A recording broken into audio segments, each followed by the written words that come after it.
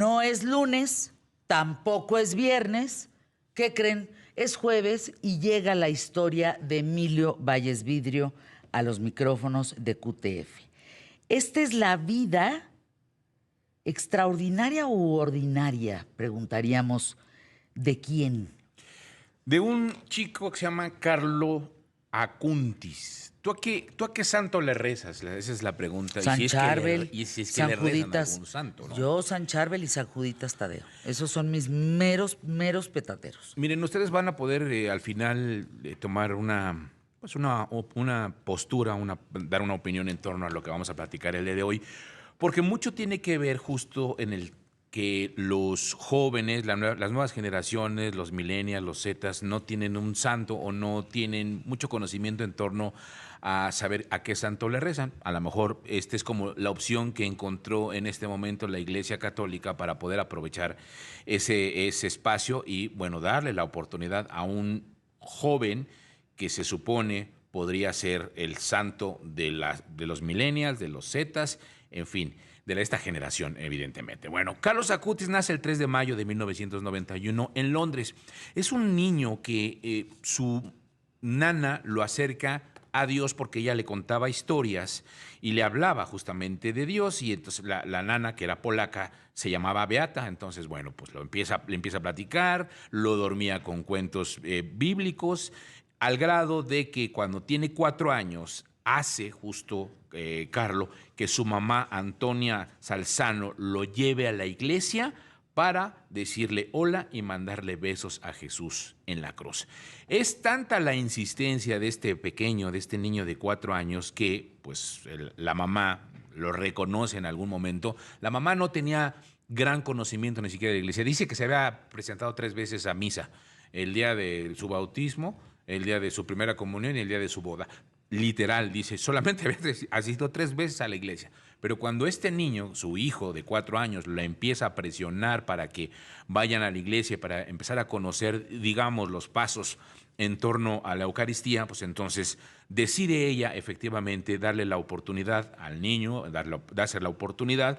Y es tan importante para ella, que estaba alejada de la fe, así lo dice en algunas entrevistas que concedió en algún momento, que finalmente se apunta a clases de teología para poder responderle a su hijo Carlo muchas de las preguntas que en ese momento él hacía en torno a la crucifixión, en torno a los evangelios, en torno a por qué había un Vaticano, por qué había un Papa, en fin, muchas de las cosas que le empieza a hacer.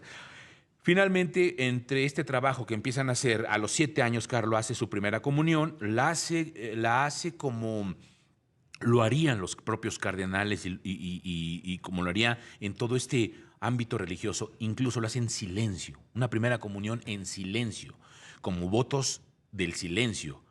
Imagínate ya a los 7 años lo que él percibía en torno a su fe, que decide hacerlo con un voto de silencio.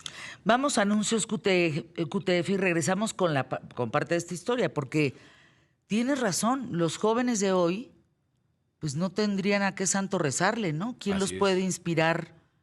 Y creo que es el más pequeño que ha sido... El más joven, sí. El más joven, beatificado. Ahorita regresamos con eso aquí en ¿Qué tal, Fernanda? Quédate conmigo. Entonces, Emilio, después de los votos de silencio de Carlo Acutis, este niño a los 7 años, en su primera comunión, viene una tercera ocasión en que se presenta en una iglesia.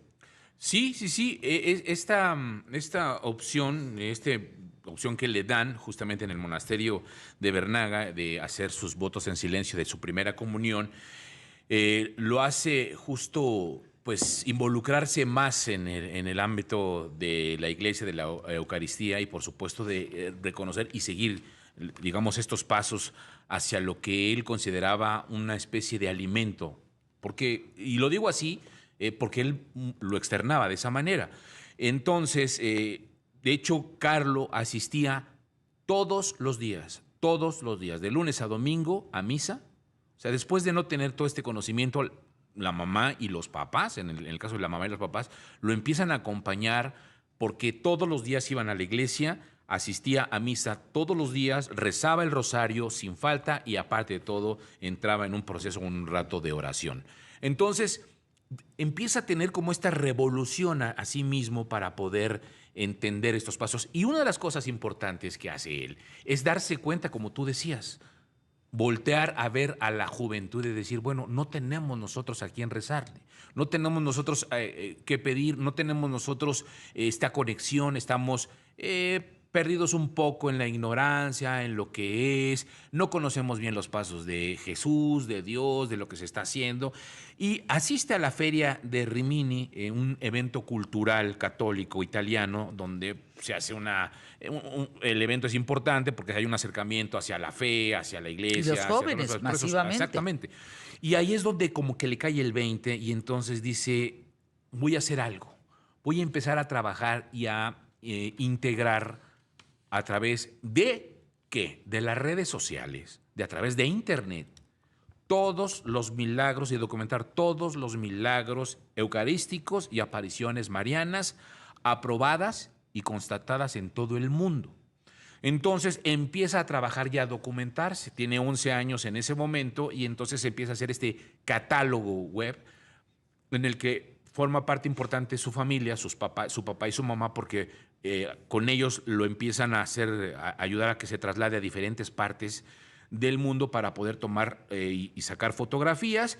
Y su trabajo de investigación, que comienza, como te digo, cuando tenía 11 años, da como resultado una obra que explica los hechos milagrosos en 20 países con Ándale. 160 paneles que se pueden descargar a través de internet en una página que él crea, justo, Carlo Acuti, y que pues de alguna manera va él resaltando por qué se consideran milagros y en dónde fue. O sea, los testimonios. Los testimonios. Como el de la gente. Brasil, este niño brasileño que tenía una malformación de páncreas que aseguran se curó gracias a Acutis, a Carlo Acutis. Así es, que es justo el milagro por el cual lo van a beatificar. El Papa Francisco. El Papa Francisco, porque justo es esa parte. Entonces, bueno, pues empieza a recabar todo este material fotográfico. En su cuaderno de apuntes personales escribe: la tristeza es dirigir la mirada hacia uno mismo. La felicidad es dirigir la mirada hacia Dios. La conversión no es otra cosa que desviar la mirada desde abajo hacia lo alto. Basta un simple movimiento de ojos.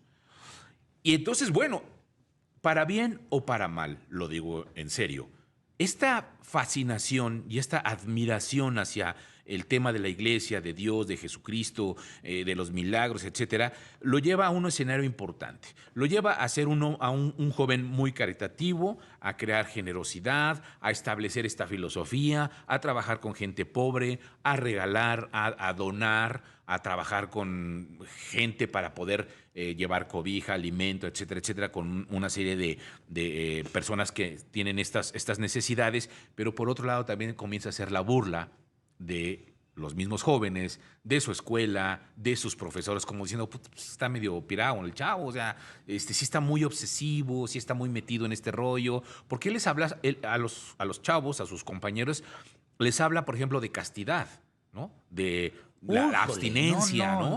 Lo han de haber recibido mal. Claro, entonces, bueno, pues imagínate a la edad de este chavo estar hablando con tus compañeros y diciéndoles que hay que tener abstinencia y la virginidad y todo el tema que Cuidado conlleva con la todo este asunto. masturbación. Uy, lo han de haber visto re mal. Lo empiezan a... Pero, a ver, ¿él ya estaba enfermo entonces o no sabía? No sabía todavía que estaba enfermo. Y cuando lo cuestiona, incluso le llegan a preguntar su mamá, que le dice que si no le incomoda que se estén burlando de él, dice: ¿de qué sirve ganar 1000 batallas si no puedes vencer tus propias pasiones? La verdadera batalla tiene lugar dentro de nosotros mismos. Entonces, eso le da esta cierta confianza y decide. Y llega un momento en el que le pregunta a la mamá que si quiere, que cómo ve si él puede ser sacerdote, que qué necesita para ser sacerdote, que de alguna forma a él le interesa seguir estos pasos, la castidad y seguir la cuestión eclesiástica. Y es el verano del 2006 cuando hace esta pregunta y entonces sucede algo importante. Se empieza a sentir mal y lo llevan al hospital. Y es cuando le detectan leucemia. Y entonces le dicen, pero además, irónicamente, cuando va entrando, cuando lo hospitalizan, le dice a su mamá, no te preocupes, todo va a salir bien, te vas a curar. Y él le dice, no, ya me avisaron que voy a morir, de esta no salgo, de esta no la libro. Y efectivamente muere. Y bueno, pues al final de cuentas, lo que sucede es que cuando llega al hospital le dan Muere esta en el cosa. 2006. Muere en el 2006. ¡Qué barbaridad! Tenía el 12 de octubre del 2006, tenía 15 años de edad. Y bueno, pues obviamente al funeral llega una cantidad impresionante de personas, muchos de los que había ayudado, muchos de los que de alguna forma él trataba de rescatar a los indigentes, a la gente pobre, como te digo, les apoyaba. Y entonces, bueno, pues todo esto se relaciona al grado de que la iglesia pues sí voltea, empiezan a hacer esta mención de que probablemente esta vida ordinaria de este joven se convierte en una vida extraordinaria al grado de justamente mentarlo o poderlo beatificar. Entonces, ¿qué sucede? Lo que tú decías, cuando empiezan a trabajar eso y cuando están, lo tienen allí y tienen, digamos, los restos, las reliquias de este joven, sucede algo el 12 de octubre. Él muere el 12 de octubre del 2006. Sí. El 12 de octubre del 2010, en la capilla de Nuestra Señora Aparecida de Campo Grande en Brasil, exactamente 4 años después de la muerte de Carlos, un niño brasileño de 6 años que sufría este páncreas anular se acerca a besar la reliquia de Carlos y le dice, y cuando se está acercando va con su abuelo y le dice al abuelo, ¿qué debo pedir? Lo que tenía el niño es que, consecuencia de esta enfermedad, se la pasaba vomitando, volviendo el estómago y no podía parar. Y en la fila de la bendición de estas reliquias le pregunta al abuelo qué debía pedir y le dice que dejes de vomitar. Y entonces, eso es lo que le pide al beato. ¿Qué sucede? Que el milagro sucede. Valga la redundancia, eso sucede. Dejó de vomitar. Deja de vomitar, pero no solamente eso, se cura el niño. Es el niño que te decía, el Ajá, brasileño, el brasileño. que ese es el que lo hace muy famoso, porque él tiene muchos testimonios en el www que tú estabas diciendo. www.miracoleucaristici. Miracoleucaristici.org. Así es. Ahí vienen todos los 20 países que recorrió, pero el que lo hace famoso, entiendo, es este niño brasileño. Sí, este niño brasileño, porque el 18 de octubre del 2019 el equipo técnico de médicos de la Congregación para la Causa de los Santos recibe toda la información sobre este presunto milagro sucedió en Brasil, y el 14 de noviembre del 2019 da un dictamen positivo que efectivamente el niño deja de vomitar y el niño se cura de este pancreatitis que sufre, y entonces ahí es cuando deciden beatificarlo por la Iglesia Católica en Italia. Así es. La buena noticia es que pues ahora Carlo anda acá en México. Ay, ¿cómo crees? Anda en México, va a ser canonizado el próximo 1 de julio en el Vaticano, pero ahorita anda en México. Va, si no me equivoco, mañana llega a Yucatán, justo anda haciendo un recorrido por Puebla, por Michoacán, ¿verdad? y las reliquias, y entonces llega justo a regresar para el Vaticano para el 1 de julio, en donde el Papa Francisco ya lo va a canonizar. Sí, es que primero es venerable, luego es beato y después es santo. Así es. Y ya canonizado, ya se convierte como santo. Ya viene la estampita. Así es. Digo, pues si lo podemos decir en palabras Y que ya hay sencillas. una oración, incluso si la quieren buscar en la internet. Y es el primer santo millennial de la iglesia por la edad. Así es. Doña Antonia tuvo mellizos, Francesca y Michelle, cuando ya tenía 44 años. Que ese es el segundo milagro más fuerte. Así es. Que ¿Qué historia, Emilio? Qué bonita historia. Te dicen por acá que la ceremonia se va a llevar el martes 18 de junio. ¿Cómo? No, ya llevó. Fue. Ya se llevó, esa ya se llevó. Sí, ya fue el 18 de junio. Y no se ha anunciado qué fecha va a estar en la Basílica de Guadalupe. Del 11 de junio al 4 de julio. Anuncios QTF.